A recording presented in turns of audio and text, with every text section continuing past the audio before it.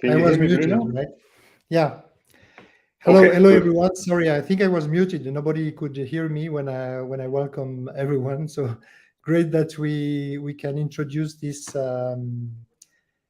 first webinar, this first series. Thank you for joining us, and thank you for all the people from all over the world who joined us. More than, as I was saying, more than 650 people subscribed, and we have now 85 people live in LinkedIn. So thank you, Aldin, again for being with us today. Welcome. Always happy to talk to you, Bruno. So Aldin is General Director of FSSC. He has more than 25 years experience in the world of food safety and sustainability. He's worked on different positions, consulting, training, auditing, certification. And he was also working for one of the major retailers, Ahold Delhaize, in a global role, where you are responsible for policy setting and compliance for on branded products. You joined FSSC in 2015 as technical director, and since 2021, he became Director General, accountable for overall business strategy on top of technical compliance and e-learning. So a lot on your plate, Aldin.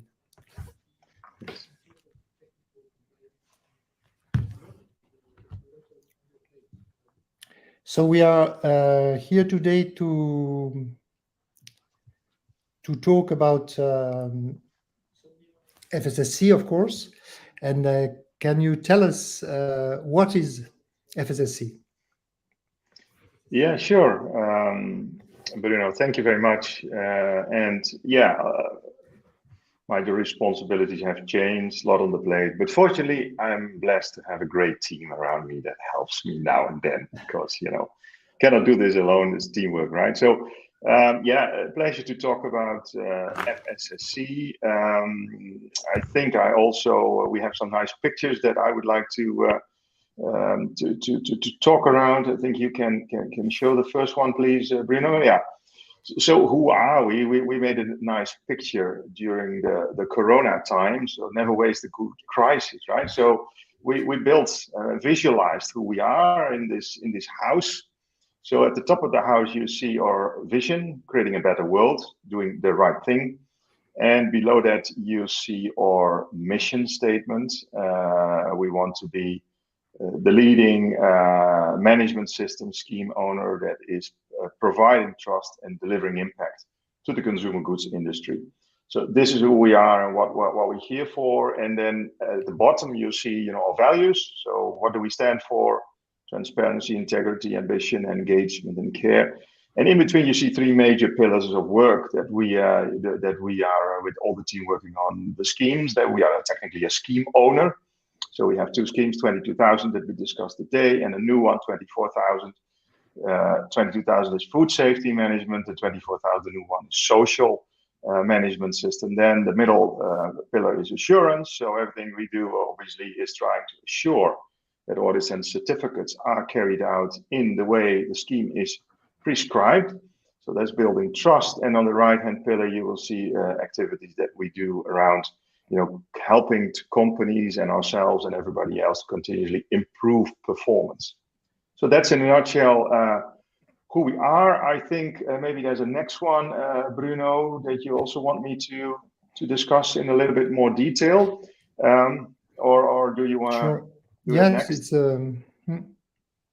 this is kind of an overview of who we are, give some dimensions over where we're active. At the bottom, you see the different versions, the first version, all the way to the current version 5.1. And today we're going to discuss the new version we just published, version 6, that will be effective next year. On the right side, you see the supply chain, technically we call it the food chain categories, according to the ISO 22003 language, where we're active. And then on the left side, you will see some numbers like, 30,000, well, it's a bit old. We are now close to 32,000, I believe, already. Our partners, that means our certification bodies, accreditation body, training organizations, many partners that we work with. So you see that we have been growing since we started in 2009 significantly, and I think that is a measure of our success. We add value, so that's a good sign, I think. Mm-hmm. And the start of the of FSSC 22000, that was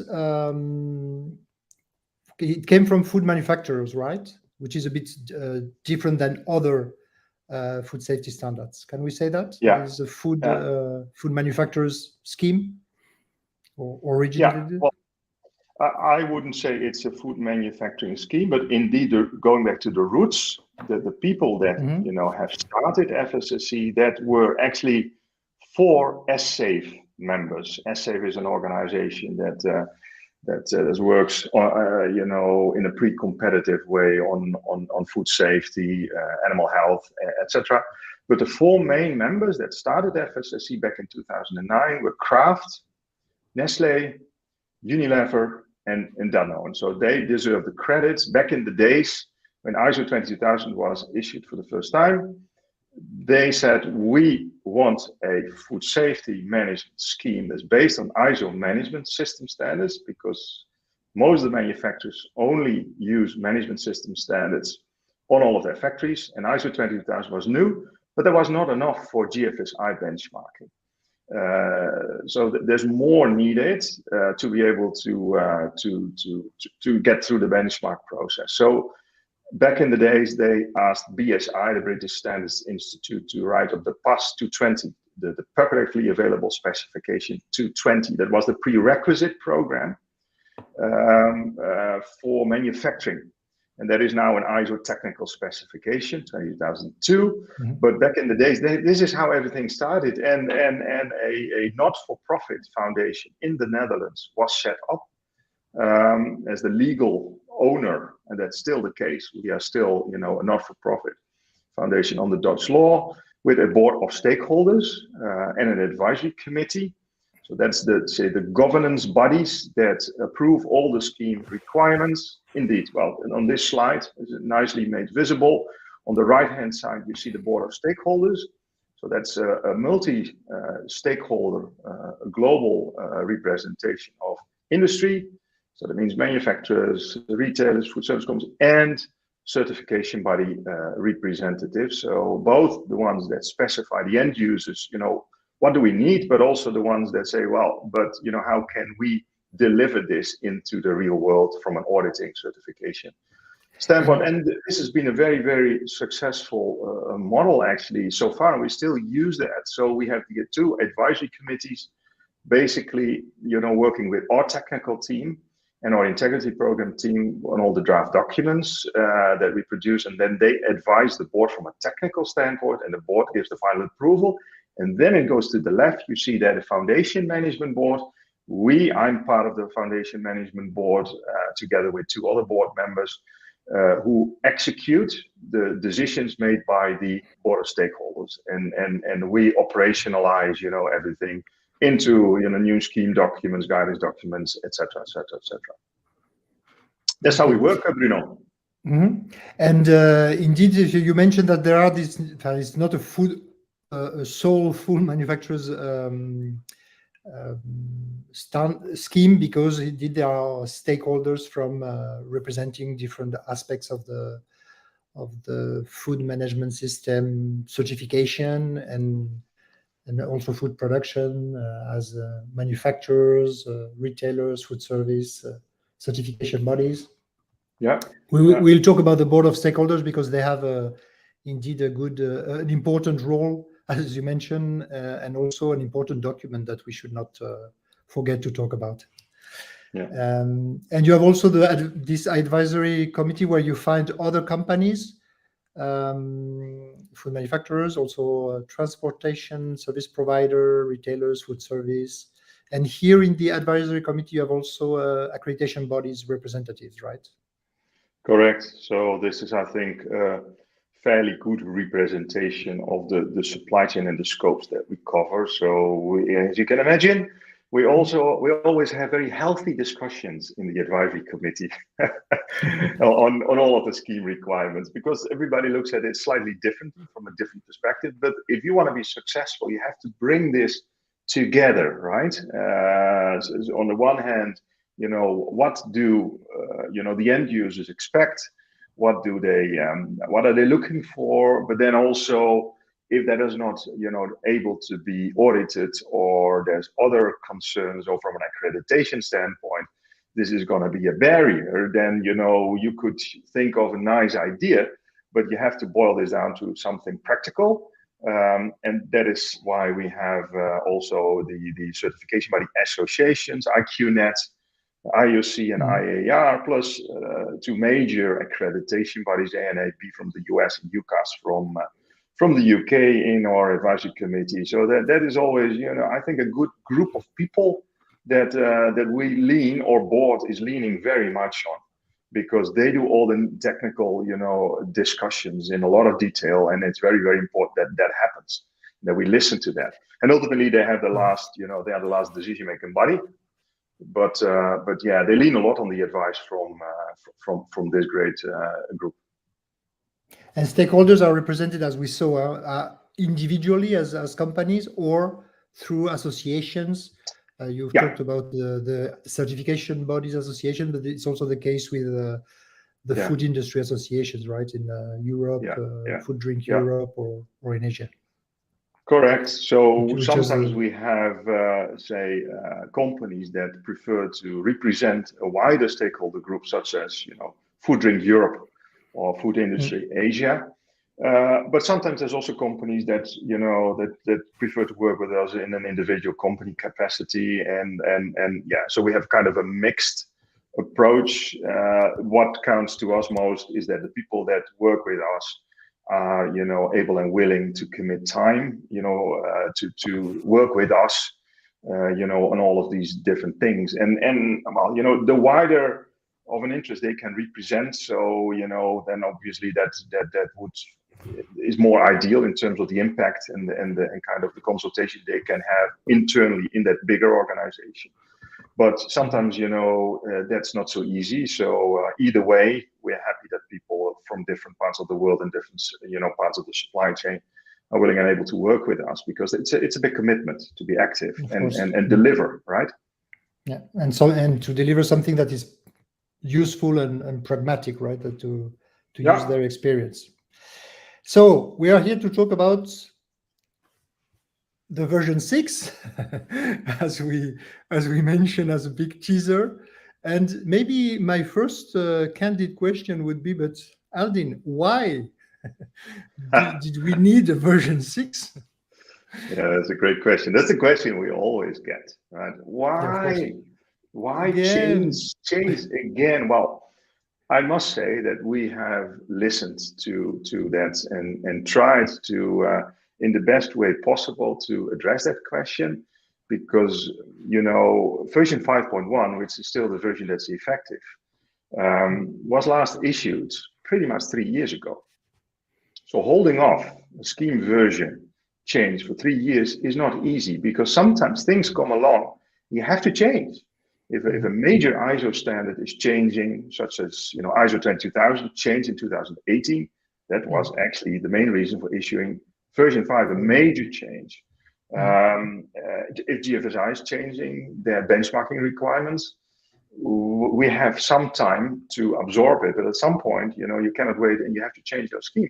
Depending on the impact, major, minor, we are going for a minor change, a 5.1, or a full scheme change. So in this case, we decided to do a full version change from 5.1 to 6 after 3 years. So not bad, I think, right?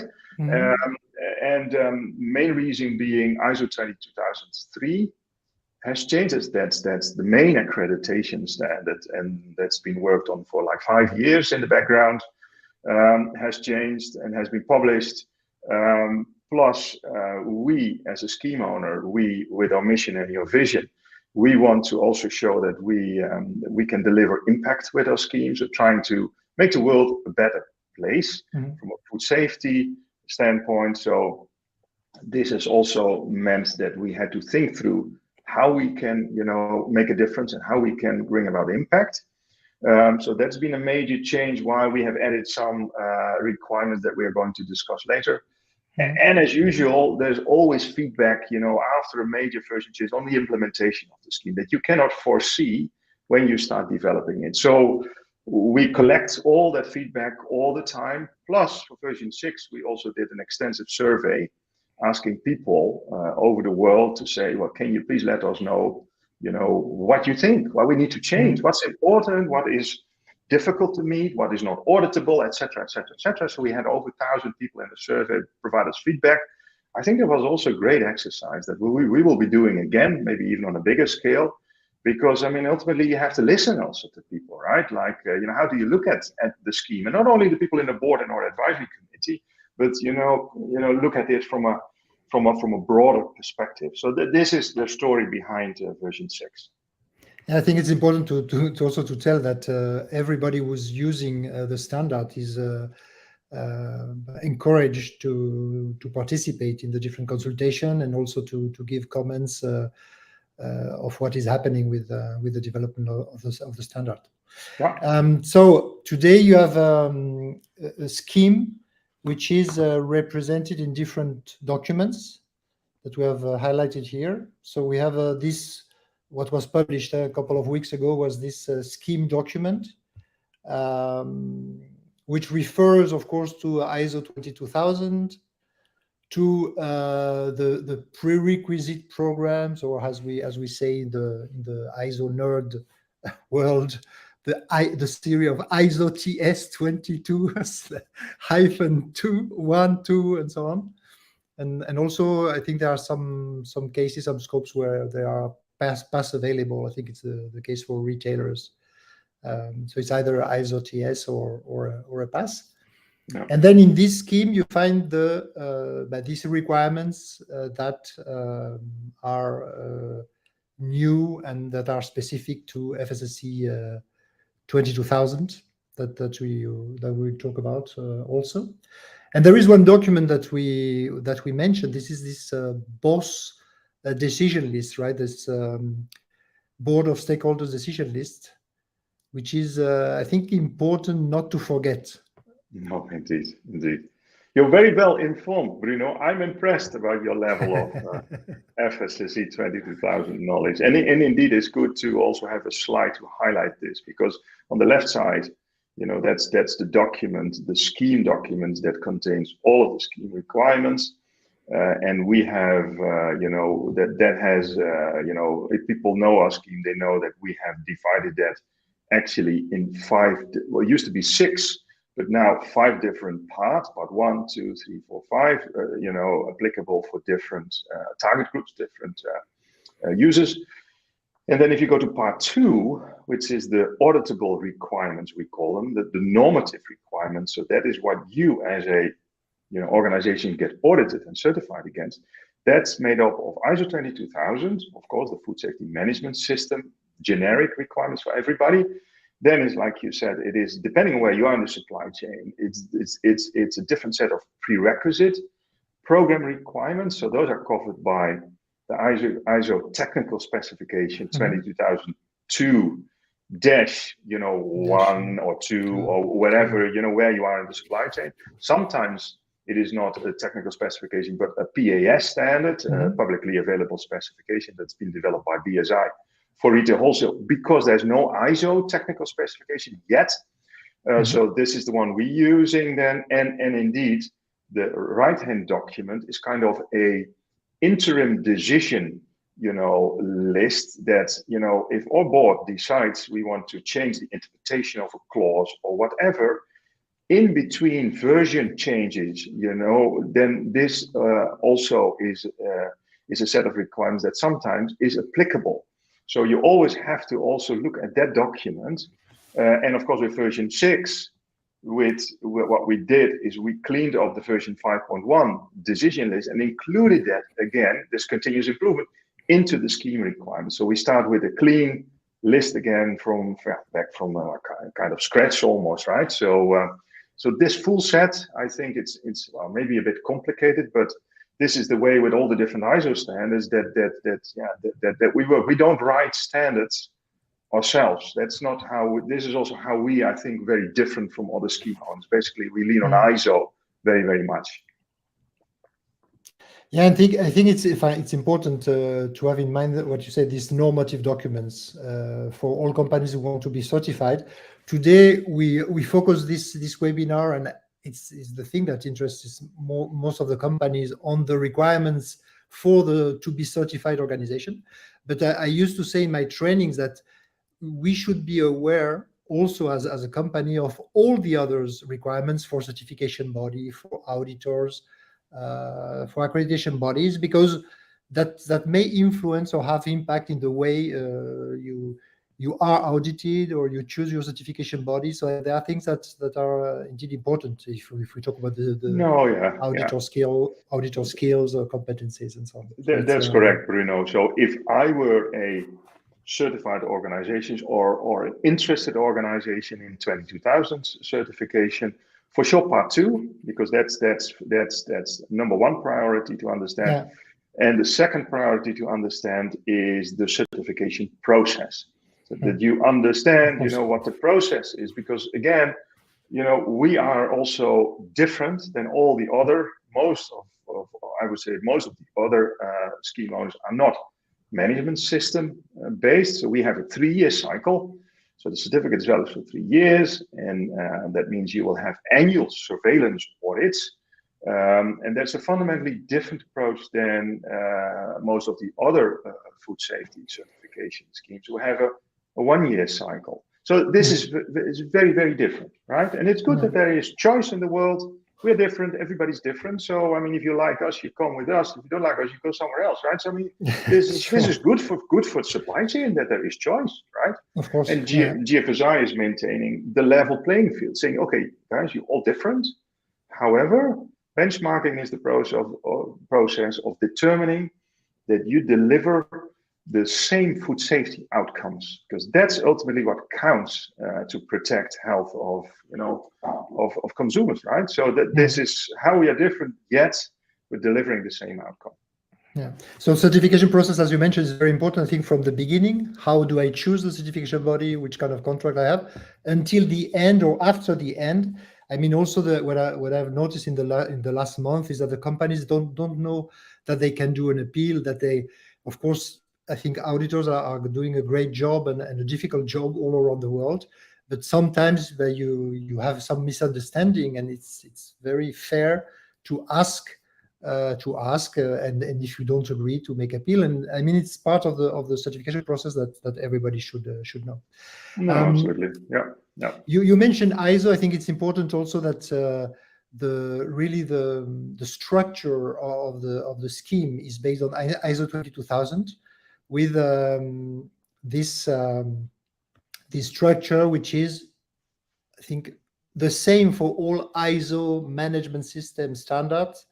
With this plan, do, check, act approach, and the different documents that we've seen before, actually they add topics in different parts of the standard, right? Yeah, that's correct. I think the good thing about ISO is that by now they have kind of harmonized the set of requirements for continuous improvement. So the Deming circle, plan, do, check, act. That is I would say, the engine of continuous improvement. Dr. Deming, way back, he figured this out. And now ISO said, look, if we want to help auditors, to audit this across different standards. Sometimes companies, of course, have more than one management system certified in the business. If you want to have companies understand and implement this in an easier manner, harmonization is now there. So all of those standards have the same kind of harmonized structure, they call it by now, the same set of core requirements. Of course, food safety is a different topic than, say, environmental impact, so ISO 14000 or quality, etc. But the approach is similar, and the set of requirements are similar, which I think is is certainly benefit to the companies that are interested in management system certification. Yeah, and for sure it makes easier the integration, because if you do the exercise, actually the standard is almost now written in the same way. yeah. The only differences are the specificities of course, of environment or food safety or personal security, personal safety, and so on. So it's quite interesting part.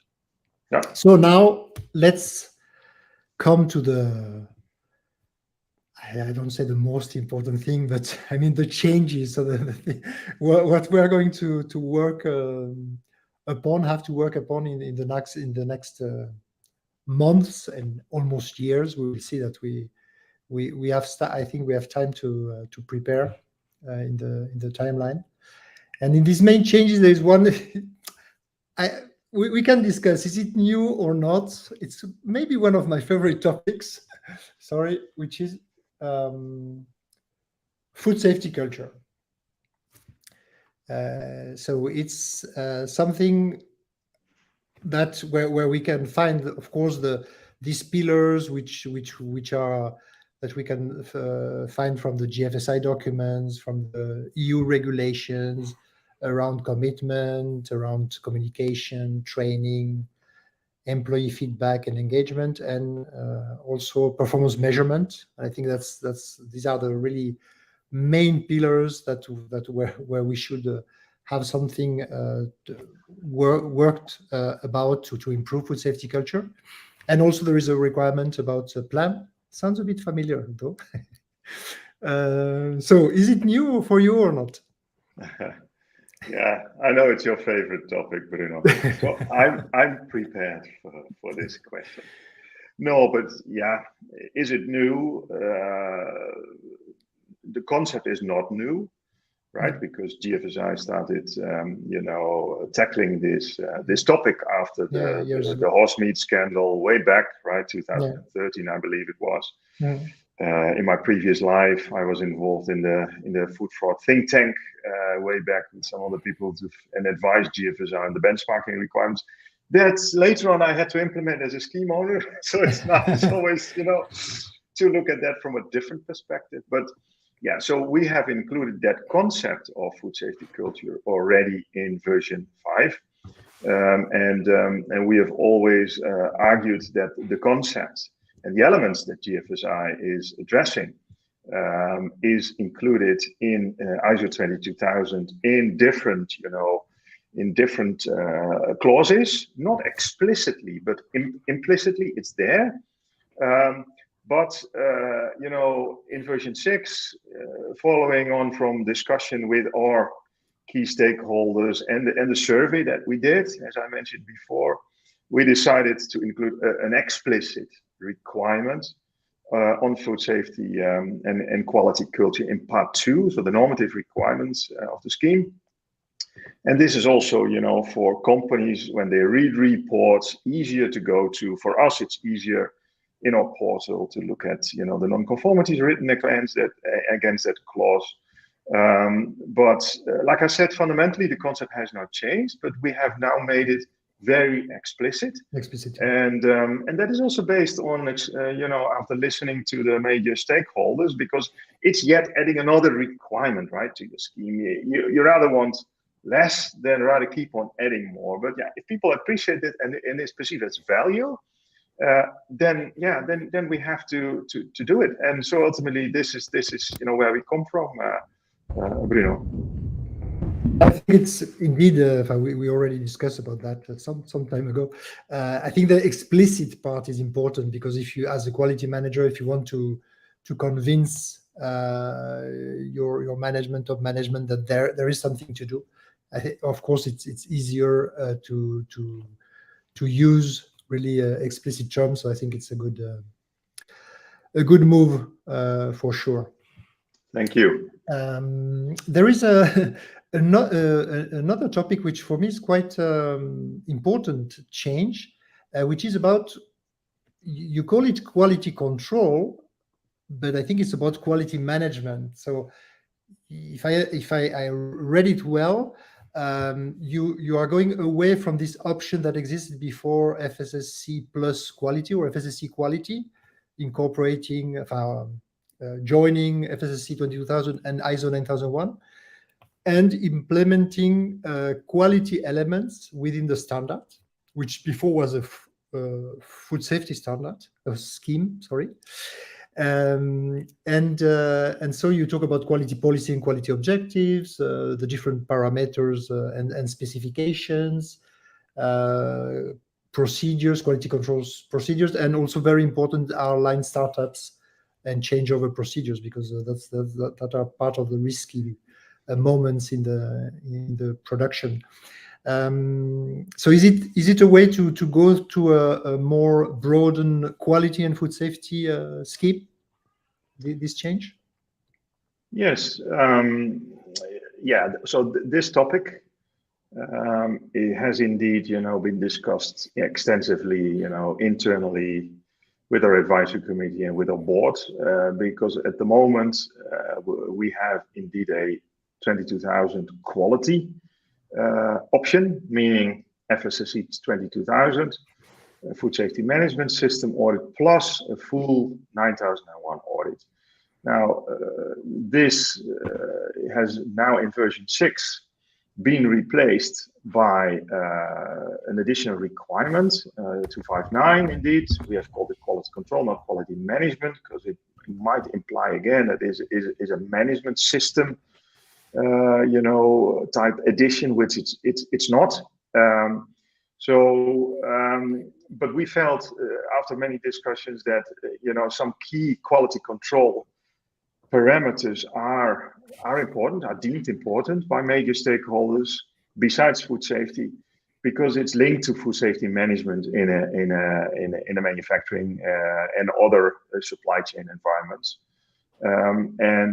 So we did include, as you just showed, quality objectives and policies, but it's not designed, to replace that full QMS audit. If people want if companies interested in a full 9001 audit, they can still do that. It's not formally under our scheme anymore in terms of making sure it complies with all the scheme requirements, but they of course can ask their certification body to conduct a full 9001 audit next to 22,000. But we wanted to focus rather on the synergies between safety and quality, because sometimes the line is thin, safety and quality and legality.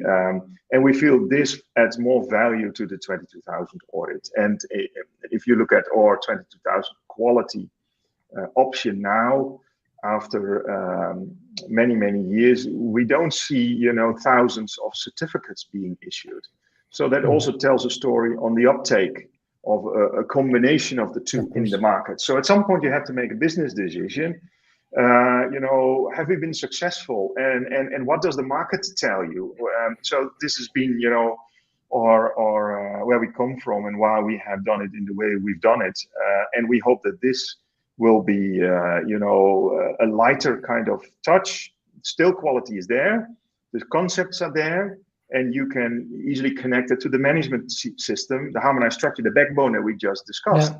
So, and you can take it all the way to 9001 or auditing or certification if you wish so, but no longer, under our scheme responsibility. So, but as a certified organization towards FSSC 22000, if I understand well, we have to focus on process and product quality elements that are, of course, related to the production, and there are some elements of quality policy and objectives that we need to address, but not, of course, the full scope of ISO 9001. So that means focusing on the processes that are product related at the end, on the management processes that are product related. Only on those elements that are now specified. And and obviously, if you do a full 9001 audit, the auditor will come and audit all the different, management system clauses as well. All the other ones that are not stipulated now by us. And that's, of course, if you think that that's important for your business, you can still do that. But that adds also a significant amount of time to the audit. So we feel this is a better fit with the need and the reality in the market for us from a food safety scheme owner standpoint. Okay. Then we will go maybe a bit quicker, but there are other important aspects, more traditional, let's say, in the food safety schemes, where well, something can be considered as new or really strengthened. And we are in particular in foreign body and management of foreign matter, where you talk about risk assessment, procedures, and also the control for the management of different breakages, which can have an impact on food safety. So this is, I guess, came also from your stakeholders. Yeah, this one we strengthened these requirements in the scheme more because in itself it's not a new set of requirements. This is covered to some extent by the prerequisite requirements for the different parts of the supply chain, but the stakeholders also told us that that was not enough and we needed more detailed set of expectations. So that's why we added more detailed requirements. But the most significant change, has come from 2003 with the realignment of the subcategories. Okay. And that is another topic probably, but yeah. Okay.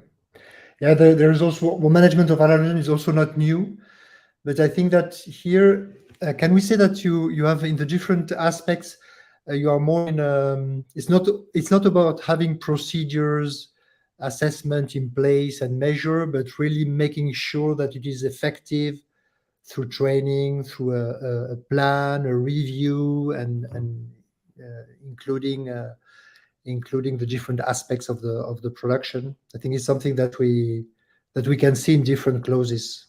Yes, that's correct. And management of allergens was already there. But it's still a major challenge for the food industry.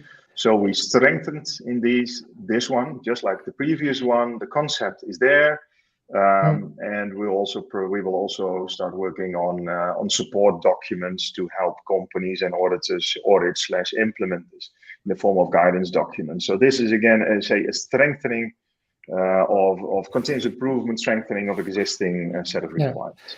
One of the major causes of recalls worldwide, I think, the allergen management and labeling. Absolutely. Yeah. Something that is new is the equipment management part, and here very detailed where it's also the process of purchasing equipment, definition of hygienic design specifications, the different requirements, the checking of the suitability of the equipment by the supplier before implementing it, and also something that I think is very important is the change management process. This is also something that you see in several requirements. This focus on change, because this is the major cause of risk and of non-conformity. Really, the non-management of change. Yeah. No. Indeed, and I think this specific additional requirement comes from the fact that a management system approach is trying to prevent issues from happening. And if you think about food safety, you want to design food safety problems out of equipment. I mean, if you buy equipment, it's not fit for effective cleaning, then you introduce a problem that you don't want in the first place, right? So for that matter, also GFSI has discussed, the whole concept of hygienic design, and as a result, we have also been discussing this with a key stakeholder group named EHEDGE, that some of the people in the webinar might know, that is very active, and that is the European, organization with all companies looking at hygienic design and testing of equipment. So we've discussed with them how we could also introduce that topic in a practical manner in the scheme. So we have started to say, look, if you are introducing a new piece of equipment, then think it through from a design standpoint. So I think to try to prevent things from happening, that precautionary approach, a risk-based approach, designing food safety issues out in the first place, I think that's a very important concept. So this is why we have said, well, look, we cannot, change factories, in a next scheme revision. That would be too much to ask from a resource standpoint. But if you buy a new piece of equipment, we want you to think that through and take this concept into account. So this is where we feel this is adding value to our scheme and to our stakeholders. Clear enough. Another point is about the environmental monitoring, which has been really much more detailed than in the previous version. In particular, I think there is this, as I mentioned before, this plan or program approach. We say, okay, it's good to have this assessment. It's good to have this control plans in place, but you have to review it and to make sure it's effective. And here there is the main change is about changes and how you review the program, depending on what is the input that comes from changes of product, results of the analysis, of course, the different specification that may change, the detection also levels, and also of depending on every alert, non-conformities, and of course withdrawals or recalls that a company may have. So I think it makes sense to have this effectiveness approach in the different schemes requirements. Yeah, that's right. So this is another example of strengthening it, make it more clear, and trying to also build a little loop of continuous improvement in that, in a consistent manner in this requirement, just like you showed with the previous one on allergen management. So I think, in itself, this requirement is also not new. We talk about the main food safety changes. There is something about the scopes that you started to mention at the beginning, the changes of scopes. I've noticed two changes, but there are others that you will highlight for us. One is around packaging. It was there. I think it's more it's highlighted as specifically in different parts of the version 6, and in particular requirements about recycling. So when there are recycling materials that are used, that it should be controlled and managed. And also interesting is the printing. So when you print, how you verify also from the design that indeed the information that is supposed to be on the package is in it, as we talk about recalls. And of course this new one, which is the called F2, I think, about broking and trading. So a new scope for this part of the supply chain, which is also very important. Are there others that we have forgotten to mention? Let me think. So indeed, packaging.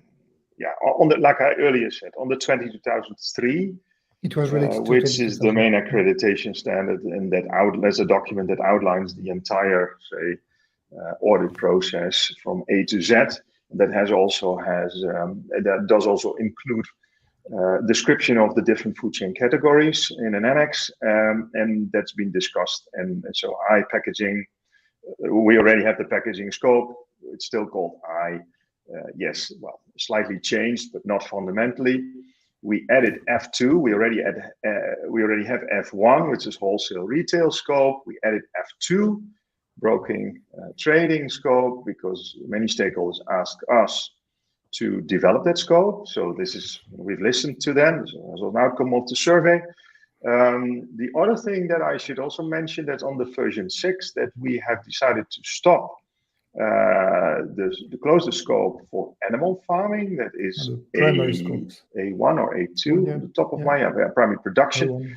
A1, because it's been there again for many years, not been very successful, and we've also realized that a management system approach is to apply management systems approach on a farm is in most cases very, very heavy, implementing a very heavy tool at the farm level, and that is posing, challenges in itself, unless you talk about large, very well organized, vertically integrated farming.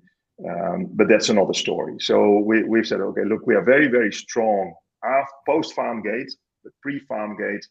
There's other scheme owners that are much better at making the fit with reality there than ourselves. So we've decided to pull out of that scope. Yes, indeed. Mm.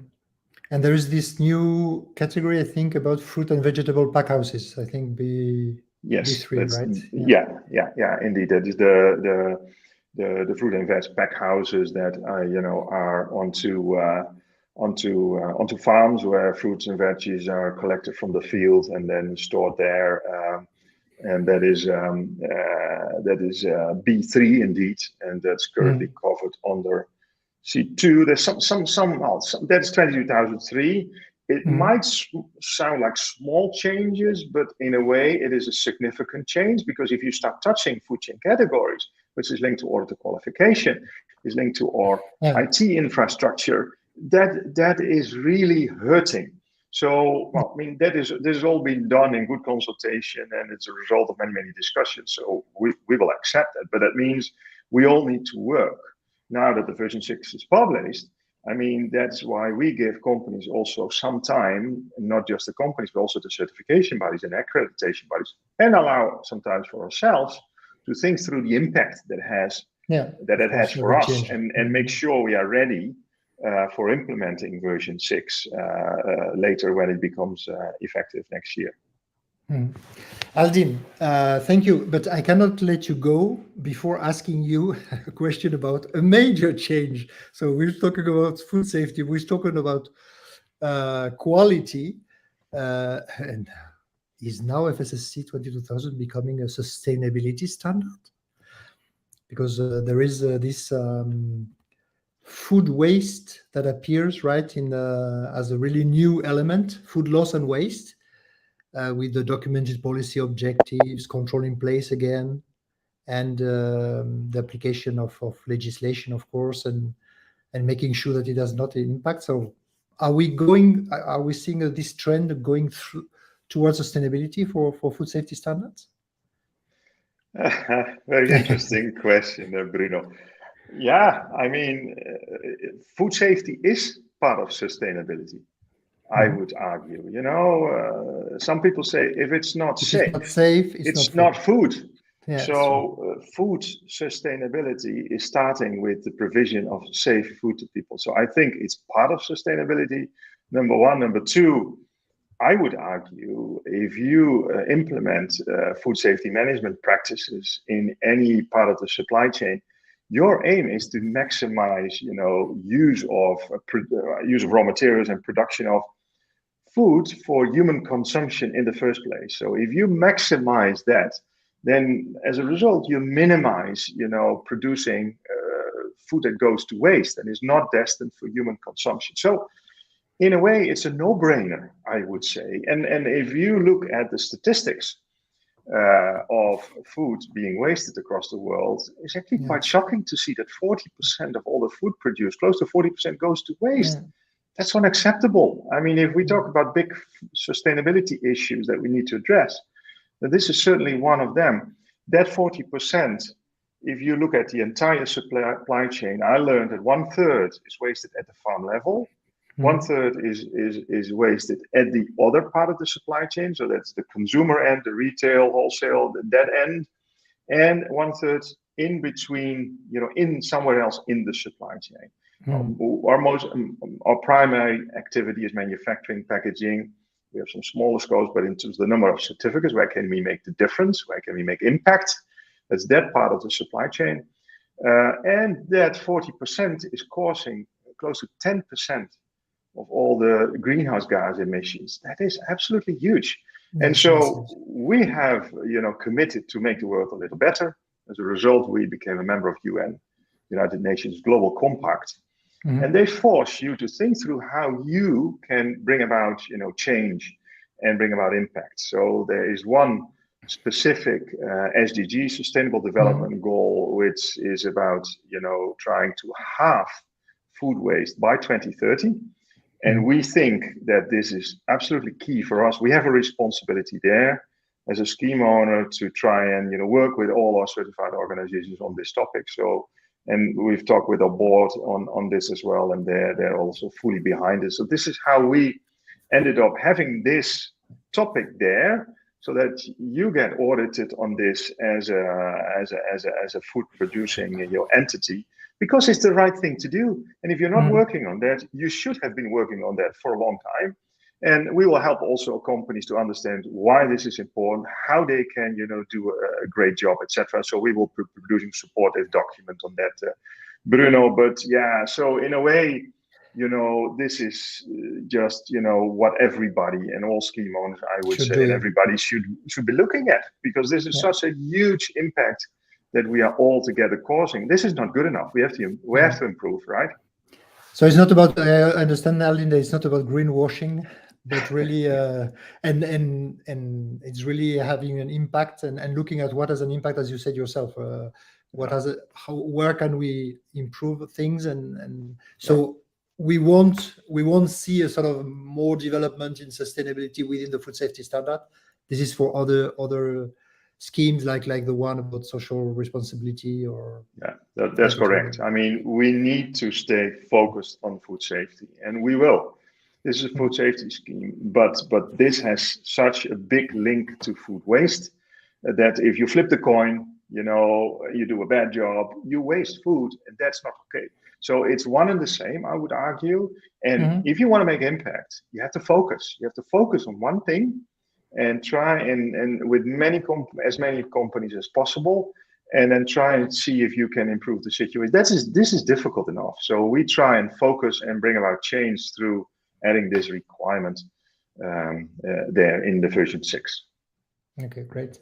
Maybe last, before we go to a quick Q&A session, about next steps and timing, can you share with us what will come in terms of timing and guidance, and also very important for some countries, translations? Yes, indeed. So the version 6 has been published. Otherwise, we would not be discussing this right now. In April. So what we have decided is that we give everybody enough time to prepare. So until 1st of April next year, our certified organizations, new applicants, certification bodies, accreditation bodies, training organizations, ourselves, everybody has a year to prepare. And then as of 1st of April, the new, we call it upgrade audit, so an upgrade from 5.1 to 6, needs to happen. And the deadline is the 31st of March 2025. So in that year, you will receive your version 6 audit. So I would argue, there's enough time for people to prepare and be successful. We want people to be successful, in passing, obviously, the next audit. So this is the timeline that we're looking at. And yes, we are working on translations at the moment, reviewing also, what languages we will be adding to the current languages that we provide. And guidance documents. Indeed, we earlier discussed that on say a new topic like food waste, food loss and waste. I should be technically correct. Otherwise, my technical team will tell me I did not state it correctly. So we will provide a guidance document on that as well. So we are obviously, also going to help people to understand and implement, these requirements better. So that will be forthcoming in the pipeline, Bruno. So you will hear more from us. I hope so. I really hope so. So let's see some questions that we have. One is, what are the main changes between version 5 and version 6? I hope that we have helped with this presentation to highlight this. I hope so too. And Bruno, sorry to interrupt you quickly to this question. If you go to our website, There is a document there that gives you all the changes from 5.1 to 6. So if you want, well, what we discuss is just general top line, but people can download that document for free to have a detailed look at what's new.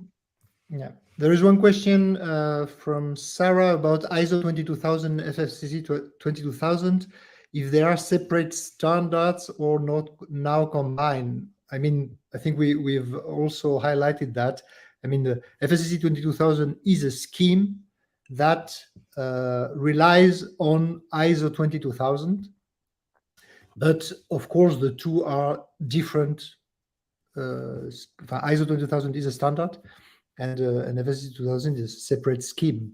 Even if that's correct. That's correct. So all the documents that we issue, the 20,000 scheme, the border stakeholder decision list, our own additional requirements, that's something that we have written, that we have published. You can download that for free from our website. However, the underlying ISO standards, you will have to go to the ISO bookstore or whatever it's called, and you can buy the 22,000 standard and also the prerequisite, the PRP standard, the ISO TS, well, wherever you are in the supply chain, you need to buy those standards yourselves. We cannot supply that, unfortunately, to people because that is, there's a price to that. Copyright, Exactly, in copyright, Okay.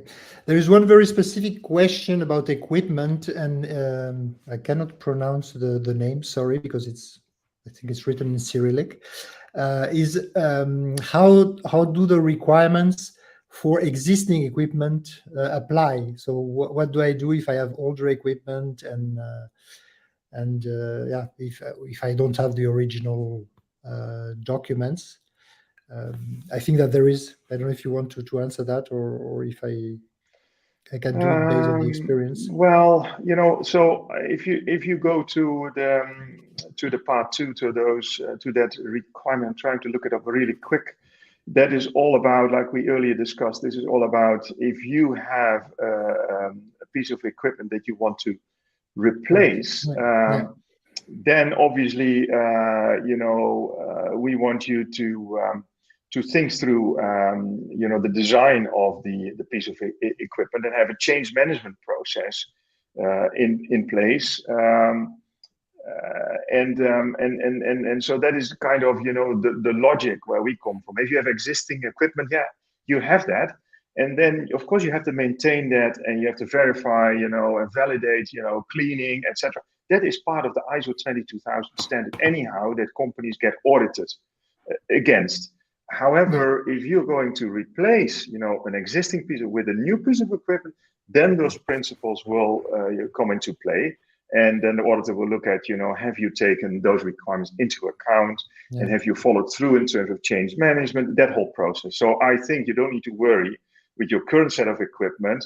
Then you would just need to apply the principles of course, in the PRPs, good hygiene practices, but also the validation verification principles, and how effective is the cleaning, etc., etc. But that's covered already by the 22,000 standards. I hope that this is helpful. So it's focusing on, as you said, on new equipments and changes in existing one for these requirements.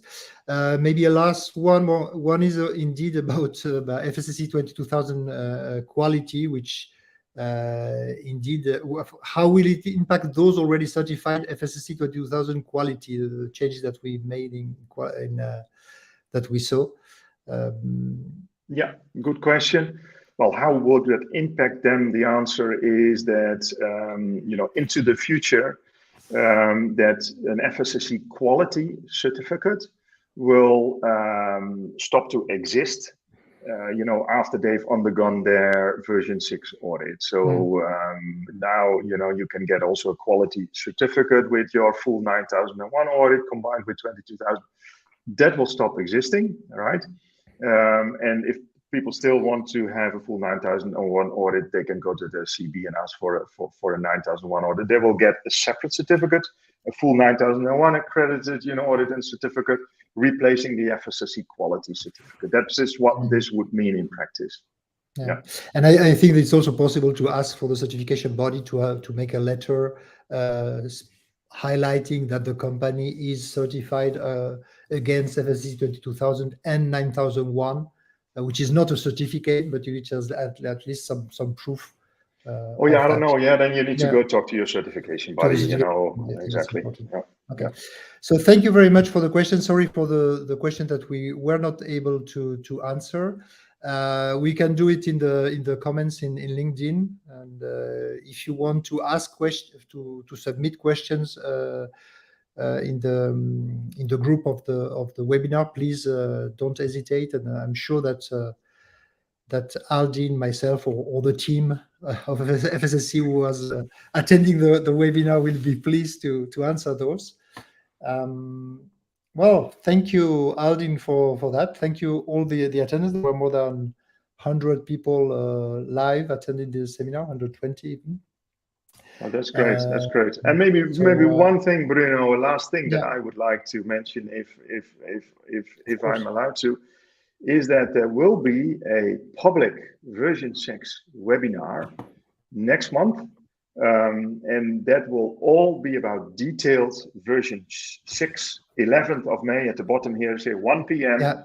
European time. We will be announcing that on our website, on our LinkedIn. But, you know, this was a top line, very nice, amicable conversation with Bruno. Thank you, Bruno. But if people really are into V6 and want to find out more, our technical team will be, you know, hosting that webinar fairly soon for everybody in the world. I would say check in there. It's for free. And yeah, I would say good luck with the V6 journey for everybody.